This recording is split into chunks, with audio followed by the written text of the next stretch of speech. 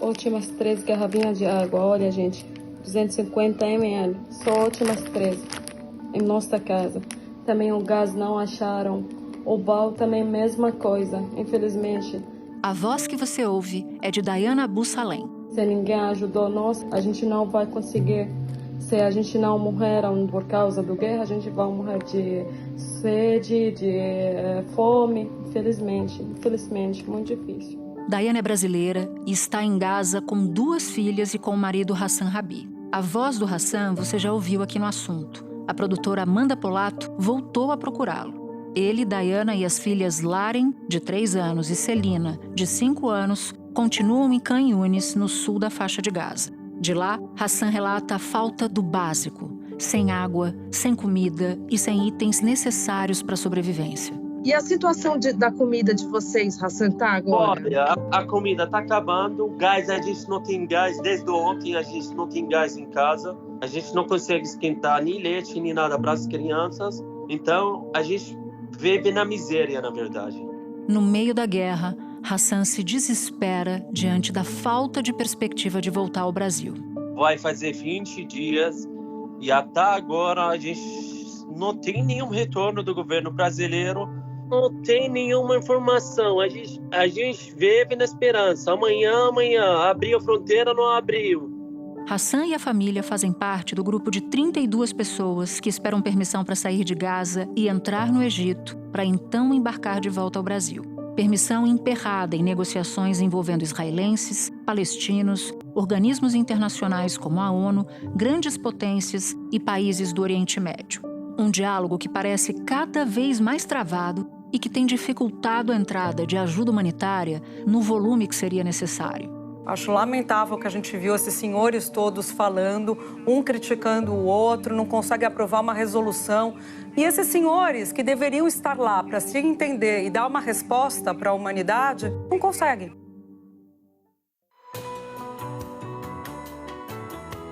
Da redação do G1, eu sou Natuza Neri e o assunto hoje é a diplomacia paralisada na guerra entre Israel e o Hamas.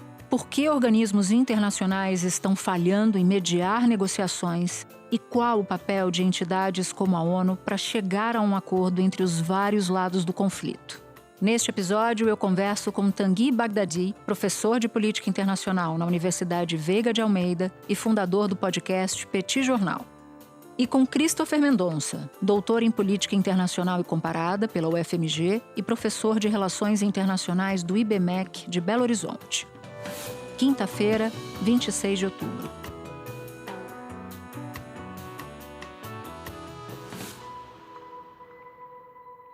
Tanguy, esse episódio vai ao ar no dia em que a guerra completa 20 dias. O número de mortes não para de subir, então eu vou te pedir para dar o cenário do momento atual desse conflito, por favor.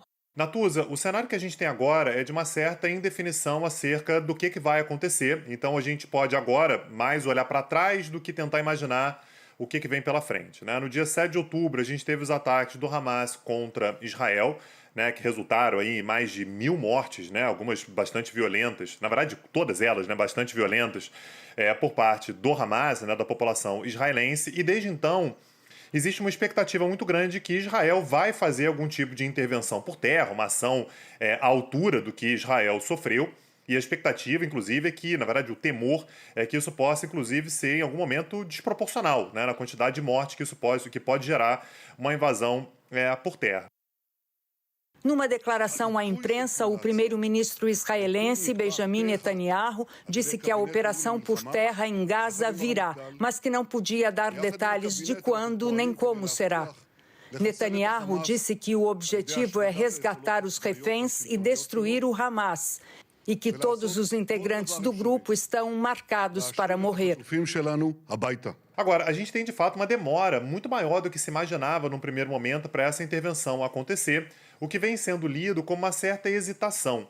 A questão que está sendo pensada em Israel nesse momento é como que Israel pretende cumprir o seu objetivo, que é, entre aspas aqui, destruir o Hamas. O que significa destruir o Hamas? Então Israel tem agido muito no sentido de fazer bombardeios que naturalmente atingem, sim, pode atingir talvez estruturas do Hamas, mas atingem muito pesadamente também estruturas civis, né? Então muitas baixas civis e uma movimentação de pessoas muito grande também. Israel deu um ultimato para que a população do norte de Gaza, em especial da cidade de Gaza, que fica no norte dessa região, vão em direção ao sul. O problema é que Israel também tem feito ataques contra o sul, o que tem levado, inclusive, muitos palestinos, inclusive, que foram em direção ao sul, a voltarem para o norte, dizendo, olha, a gente não está seguro em lugar nenhum, então a gente volta, pelo menos, para a nossa cidade. Israel hoje intensificou os bombardeios no sul da faixa de Gaza, na região onde havia recomendado que os civis palestinos buscassem abrigo. As forças de defesa de Israel declararam que terroristas do Hamas estão se escondendo entre os refugiados. A família Sakala, que atendeu aos avisos de Israel e tinha fugido para Khan Yunis, enterrou mais de 50 parentes. A família diz que ataques israelenses atingiram a casa onde estava hospedada. Naturalmente, quando você fala para 1 milhão de habitantes que vive, mais de 1 milhão de habitantes que vivem na cidade de Gaza, ir em direção ao sul, naturalmente não tem lugares adequados para todo mundo ficar. E a gente já sabe, isso foi dito por Gaza, né, pelo Hamas, e Israel confirmou que já houve incursões por terra, né, de Israel dentro da faixa de Gaza, em especial no sul. Israel não disse exatamente o que esperava com isso, mas que essa operação por terra, de forma pontual, de forma bastante objetiva, aconteceu. Segundo o Hamas, foi rapidamente expulso, né? Enfim, conseguiram se defender, mas esse tipo de operação preparatória até esse momento está acontecendo. Agora, quando é que uma operação mais extensa vai acontecer? Por enquanto ainda é uma incógnita. Tanguy, no começo desse episódio a gente ouviu relatos de pessoas que não conseguem sair de Gaza.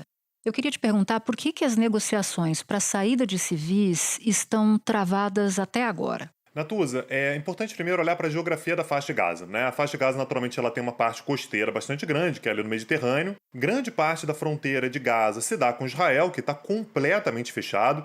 Já era fechado antes, você imagina o nível de segurança que Israel está tentando manter ali depois do dia 7 de outubro. E você tem uma pequena passagem, né, ali ao sul de Gaza, que é exatamente a fronteira com o Egito. O Egito tem um acordo com Israel, um acordo de paz com Israel, que é da década de 1970, para manter aquela região ali absolutamente monitorada. Depois de 15 dias de guerra entre Israel e o grupo terrorista Hamas, a ajuda humanitária começou a entrar na faixa de Gaza. Às 10 da manhã, pelo horário local, os primeiros 20 caminhões com ajuda humanitária cruzaram o posto de Rafah, 13 deles com equipamentos médicos, 5 com comida e 2 com água. O carregamento levou remédios para 1.500 doentes crônicos, suprimentos médicos básicos para 300 mil pessoas, 235 kits portáteis para estabilizar feridos, 60 mil quilos de comida enlatada e 44 mil garrafas de água. Segundo o Ministério da Saúde do Hamas, o que entrou hoje corresponde a menos de 3% do que era necessário por dia antes dos bombardeios. O Egito tem duas preocupações. A primeira delas são os refugiados. Então, medo que muitos palestinos da faixa de Gaza queiram fugir da guerra e entrem no Egito e se espalhem ali pela península do Sinai. O Egito considera que isso seria contratar um problema no futuro. Esses palestinos estariam ali como refugiados, também demandando ajuda do governo palestino. E isso poderia trazer, portanto, uma série de problemas, uma série de desdobramentos para o futuro. E o segundo é que o Egito tem um medo genuíno do Hamas. Importante lembrar que o Hamas ele é um braço histórico da Irmandade Muçulmana. A Irmandade Muçulmana é um grupo originário do próprio Egito, né? Foi criado lá na década de 1920 e o Hamas, quando foi criado, no final da década de 1980, se dizia exatamente o braço da Irmandade Muçulmana na região da Palestina. Então o medo do Egito também é que essa fronteira seja aberta, por qualquer motivo que seja por motivos humanitários, seja para a saída de pessoas, e que se isso não for monitorado muito de perto, isso poderia levar a um dos dois problemas se concretizar. Então, até esse momento, existe uma negociação muito difícil, que é como é que você faz a triagem para saber quem é que sai, como que sai, levando em consideração, sobretudo, que essa fronteira, ela naturalmente é monitorada pelo Egito de um lado, ali na região de Rafah, mas ela é monitorada pelo Hamas do outro. Dentro da faixa de Gaza, quem monitora é o Hamas. Então, não é uma negociação fácil e que vai envolver o Hamas, o Egito e Israel. Você tenta imaginar o clima que você tem nesse tipo de negociação. Então, mesmo outros países, como por exemplo o Brasil, pressionando, pedindo, tentando falar, tentando mostrar que é uma questão humanitária, isso não é destravado rapidamente e, naturalmente, o Hamas vai tentar obter o máximo possível para conseguir liberar essas pessoas, assim como o Egito quer a maior quantidade de garantias possíveis para permitir que essas pessoas passem da fronteira.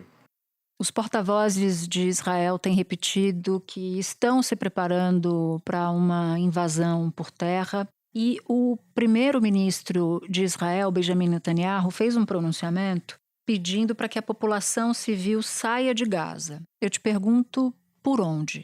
Essa é a pergunta desde o dia 1. Aliás, o Netanyahu falou que a população deveria deixar Gaza logo nos primeiros dias, né, das operações ainda de bombardeios, que aliás é a fase que a gente está até esse momento. E a pergunta sempre era para onde? Por onde? O que ele está querendo dizer com isso, naturalmente, quando ele fala Gaza aí, ele está se referindo principalmente à cidade de Gaza, que é a cidade mais populosa. Só para a gente ter uma noção, Gaza tem cerca de 2.300.000 habitantes, metade mais ou menos vive nessa cidade que fica no norte da faixa de Gaza, que é muito densamente povoada.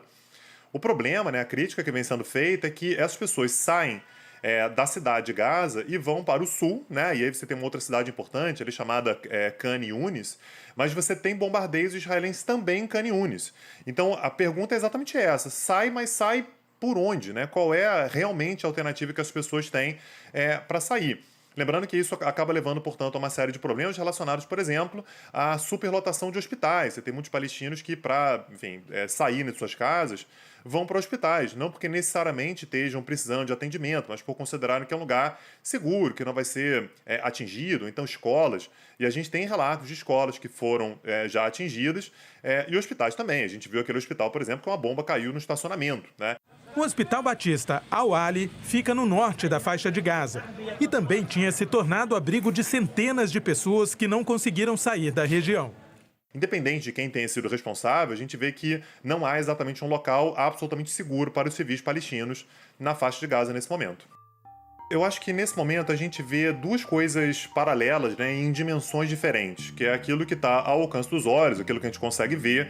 E aí são o discurso do Biden, por exemplo, quando vai para Israel e faz um discurso de grande apoio a Israel, né, dizendo que Israel tem direito de se defender, que isso é inevitável, que isso vai acontecer. O que a gente não sabe, Natuza, é o que está nos bastidores. Então, o Biden, por exemplo, quando saiu de Israel, ele fez uma declaração dizendo que Israel tinha que tomar cuidado para não cometer o erro que os Estados Unidos cometeram depois do 11 de setembro. Segundo ele, os Estados Unidos estavam com muita raiva, com muito ódio do que tinha acontecido no dia 11 de setembro de 2001 e por isso cometeram erros. Cometeram acertos, né? Fizeram acertos, mas cometeram erros também e que Israel tinha que evitar esses erros. Então me parece que a portas fechadas existe uma certa indicação por parte dos Estados Unidos que Israel pensa muito bem em quais são os próximos passos, como é que isso vai ser feito, assim como os Estados Unidos têm agido nos bastidores, aí principalmente o Antony Blinken, né, que é o chefe da diplomacia americana, o secretário de Estado dos Estados Unidos, que tem agido muito nessa ideia de conversar com muitos interlocutores e tudo, e sempre passando muitos recados também para o Irã, no sentido de tentar garantir que o Irã não se meta nesse conflito. Lembrando, o Irã é um grande aliado, financiador tanto do Hamas quanto do Hezbollah. Uma guerra entre Israel e Irã é aquele tipo de guerra que a gente não quer ver ao longo da vida. Seria certamente a pior guerra da história do Oriente Médio. Olha que tem muita guerra para a gente contar. Então existe uma certa tensão nos bastidores para saber como que isso vai acontecer, como é que isso vai se desenrolar. Tanguy, para terminar, as propostas de resolução apresentadas pelos Estados Unidos e pela Rússia foram rejeitadas no Conselho de Segurança da ONU. Eu queria uma leitura sua sobre essas propostas e o motivo pelo qual elas foram rejeitadas. Sim, Natuza, a geopolítica é toda muito integrada, muito interconectada. Estados Unidos e Rússia já votaram juntos várias vezes, né? Quando a gente fala sobre a guerra ao terror, por exemplo, ou quando a gente falava sobre juntar forças para combater o Estado Islâmico, por exemplo. Era o interesse dos dois, eles eram capazes de cooperar, e em diversos momentos falou-se sobre Estados Unidos e China em serem incapazes de qualquer tipo de cooperação. Mas isso é muito dinâmico. Esse cenário que a gente tem hoje, ele naturalmente é um reflexo lá da guerra da Ucrânia, que acontece mais ou menos ao mesmo tempo, começou em fevereiro de 2022, e coloca de fato os Estados Unidos e Rússia em lados completamente opostos. Nesse momento, qualquer tipo de diálogo entre Estados Unidos e Rússia é inimaginável. O Conselho de Segurança da ONU voltou a se reunir para votar propostas de resolução para criar um corredor de ajuda na faixa de Gaza. Nenhuma das duas passou, nem a russa, que pedia um cessar-fogo imediato, nem a outra, americana, que falava em pausa humanitária e afirmava que Israel tem o direito de se defender. A embaixadora americana disse que incluiu pontos da proposta brasileira, vetada exatamente pelos Estados Unidos na semana passada. Mas China e Rússia, integrantes permanentes do Conselho, se opuseram ao projeto americano. Depois foi a vez de o texto russo ser rejeitado pela maioria, inclusive com votos contra de Estados Unidos e Reino Unido. O ministro das Relações Exteriores brasileiro, Mauro Vieira, disse que quer apresentar uma nova proposta sobre ajuda humanitária com outros integrantes não permanentes do Conselho de Segurança. Essa proposta brasileira da semana passada vai ser a base do novo texto. Então, a proposta americana, que foi vetada pela Rússia, ela incomodava pelo fato de que ela dizia que Israel tinha direito à autodefesa ou à legítima defesa. O que a Rússia diz é, tudo bem, mas isso aí tem que levar em consideração que tem que falar sobre os civis, né, os civis palestinos, o que os Estados Unidos deixam de lado. Aí os Estados Unidos vão lá e vetam. Na hora que a Rússia apresentar uma proposta, qualquer que seja ela, não existe nenhuma possibilidade da gente ver uma proposta russa ser aprovada pelos Estados Unidos. E quando eu digo ser aprovada, não significa necessariamente votar a favor, mas não vetar. Existe uma pressão muito grande para que os Estados Unidos vetem qualquer coisa que a Rússia apresente, assim como existe uma pressão bastante grande no sentido contrário. Qualquer coisa que os Estados Unidos apresentem, a Rússia vai vetar. A ONU, nesse sentido, Natuza, ela se mostra como um daqueles campos de disputa, um daqueles campos de batalha que os olhos veem, né? Que são as negociações que a gente está vendo, que vai ser televisionado, que a gente vai saber qual é a posição de um, qual é a posição de outro, e há necessidade, portanto, de alguém para tentar destravar esse cenário. O Brasil chegou a tentar se apresentar, o Brasil fez uma proposta que imaginava-se que era de consenso, imaginava-se que era um consenso pelo fato de que os Estados Unidos não se manifestaram contra durante as negociações. No momento que o Brasil apresentou, é comum que países falem assim, olha, eu não gostei desse ponto, acho que poderia ter um ajuste aqui e acolá, e os Estados Unidos silenciaram para vetarem no último momento. Com um único voto contra, o dos Estados Unidos, o Conselho de Segurança da ONU rejeitou a resolução sobre o conflito entre Hamas e Israel, proposta pelo Brasil. Olha, a resolução brasileira contou com o apoio de 12 dos 15 países que integram o Conselho de Segurança da ONU. Reino Unido e Rússia se abstiveram e os Estados Unidos vetaram, exercendo um poder que eles têm por ser um integrante permanente do Conselho. Isso é uma forma de demonstrar um grande apoio a Israel, mais uma vez, ao menos publicamente. Há um grande apoio a Israel, muito embora nos bastidores, como eu já disse aqui, a gente vai ter uma cautela um pouco maior, os Estados Unidos demandando uma certa cautela de Israel, o que aparentemente está levando exatamente essa demora para uma ação definitiva por parte dos israelenses. E quando Israel agir, esse cenário vai mudar e vai evoluir de maneira bastante rápida. Tanguy, muito obrigada por ter topado falar com a gente. Um bom trabalho para você. Eu que agradeço, Natuza, sempre aqui quando precisar. Espera um pouquinho que eu já volto para falar com Christopher. Christopher, eu queria começar nossa conversa te perguntando sobre qual é a avaliação que você faz da atuação dos organismos internacionais nesse atual momento do conflito. E se você quiser fazer uma avaliação que englobe desde o início até aqui, fique à vontade. Bom, Natuza, o grande problema que nós estamos vendo agora refere-se à forma como o Conselho de Segurança das Nações Unidas ele toma suas decisões. O Conselho foi criado nos anos 1940 com o Tratado de São Francisco e naquele contexto de segurança, principalmente naquele contexto de final de Segunda Guerra Mundial, as coisas na geopolítica eram completamente distintas daquelas que nós temos hoje. Nós já estamos completando quase 80 anos, né, do Conselho de Segurança e nós não modificamos a forma como ele toma as suas decisões. O Conselho basicamente tem 15 membros, sendo que 5 deles são membros que têm a capacidade de vetar as resoluções. E essa forma de decisão é que tem prejudicado com que as resoluções cheguem, né, à sua formação. Nós vimos agora, nessas últimas semanas, 2 resoluções vetadas. Uma resolução proposta pela Rússia, vetada, e uma segunda resolução proposta pelo Brasil, também vetada, nesse caso, pelos Estados Unidos. Um segundo fator que eu considero que podem prejudicar, nesse momento, o posicionamento, né, das organizações em relação ao conflito é uma grande falta de liderança. nós não temos lideranças fortes nesse momento para conduzir essas negociações dentro da ONU. O presidente Biden dos Estados Unidos, de quem nós esperávamos uma maior liderança nesse momento, enfrenta problemas domésticos bastante grandes, bastante profundos, e nesse sistema ele tem falhado bastante na sua liderança. E na Europa, evidentemente, também faltam essas lideranças, o que coloca as organizações internacionais numa situação que a gente chama de paralisia decisória, quando ela não está tomando decisões que sejam rápidas e efetivas no que se refere à segurança internacional. E tem também uma questão, e aí se você concordar ou discordar, fique à vontade, que me parece, além da não decisão, além de uma inércia do Conselho de Segurança, pelas razões que você apontou, ainda tem uma questão de credibilidade, porque não seria garantia. Mesmo que o Conselho de Segurança aprovasse e desse mensagens muito claras sobre o conflito, não necessariamente esse posicionamento seria acatado. Eu queria falar, por exemplo, de um sintoma bem preocupante, porque nos últimos dias Israel disse que vai impedir a entrada de funcionários da ONU em seu território.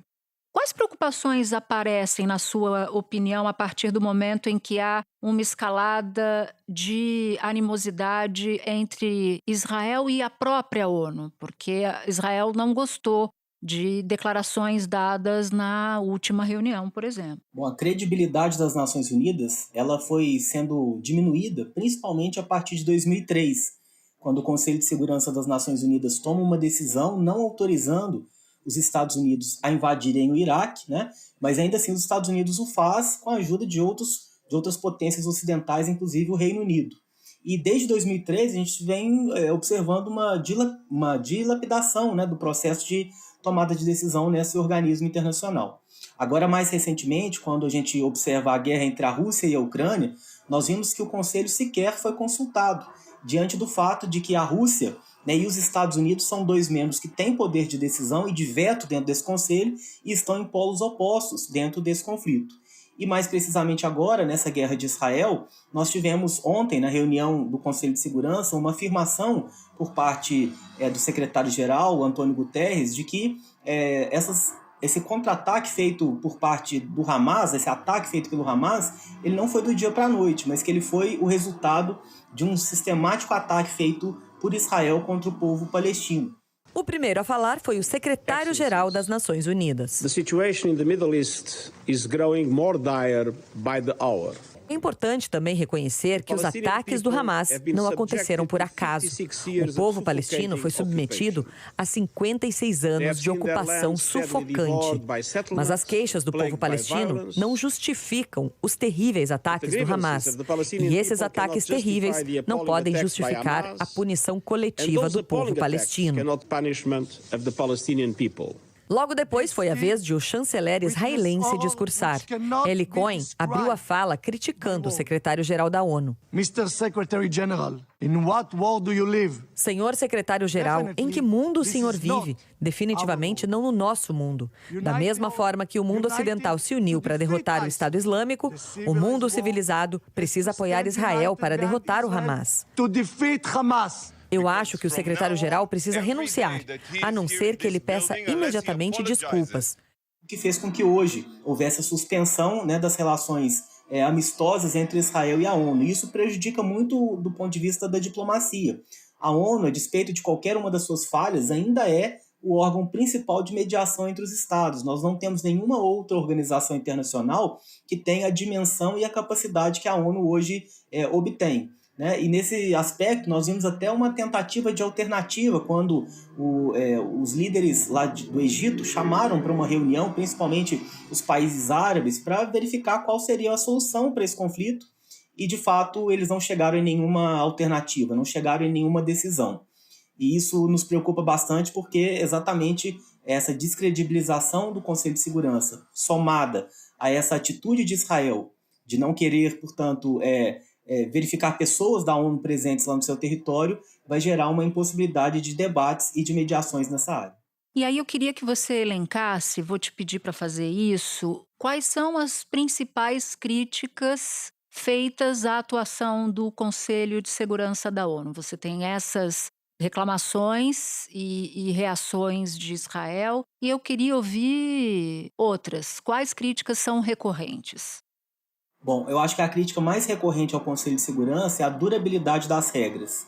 Em todo o contexto, né, de existência do Conselho, as regras são as mesmas e atribuem a um grupo muito pequeno de países essa capacidade de vetar as resoluções dentro do Conselho, sendo que hoje a realidade geopolítica é bastante diversa do que aquilo que a gente observava no final da Segunda Guerra Mundial. Países importantes como a Índia, como a Alemanha, como o Brasil, a África do Sul, o Egito, demandam que o Conselho de Segurança seja democratizado com a inserção de outros países, inclusive com representantes de diversos continentes, né, o africano, o asiático, nessa tentativa de fazer com que as resoluções sejam mais legítimas pelo critério de democratização dessas decisões. Em Angola, o presidente Lula criticou o atual modelo do Conselho de Segurança das Nações Unidas. O Conselho de Segurança, que deveria ser a segurança da paz e da tranquilidade, é o Conselho de Segurança que faz a guerra sem conversar com ninguém. É muito importante porque o mundo fica mais equilibrado nas discussões geopolíticas. Agora, você pode fazer uma reunião dos BRICS com o G7 em condições de superioridade, porque o PIB, na paridade de compra, os BRICS têm mais. Os BRICS agora representam 36,7% do PIB de paridade de compra. O G7 representa 29% agora. Então, nesse sentido, já há sobre a mesa algumas propostas para reformulação da forma de se tomar decisões dentro do Conselho de Segurança das Nações Unidas. Há várias propostas sobre a mesa, inclusive de autorias de países diferentes, mas aquela que tem sido mais aceita nesse momento é de que haja um representante de cada continente. Então, o Brasil, a Argentina e o México demandam que sejam eles os representantes dentro desse conselho. No continente africano, há o Marrocos, o Egito e também a África do Sul, que consideram-se como prontos, né, para estar ocupando esse assento permanente no Conselho de Segurança. E há ainda outros países europeus, como é o caso da Alemanha, que requerem também que sejam inseridos nesse quadro para haver mais legitimidade das decisões tomadas pelo Conselho de Segurança. Christopher, muito claro tudo que você disse pra gente. Foi um prazer enorme ter você aqui no assunto.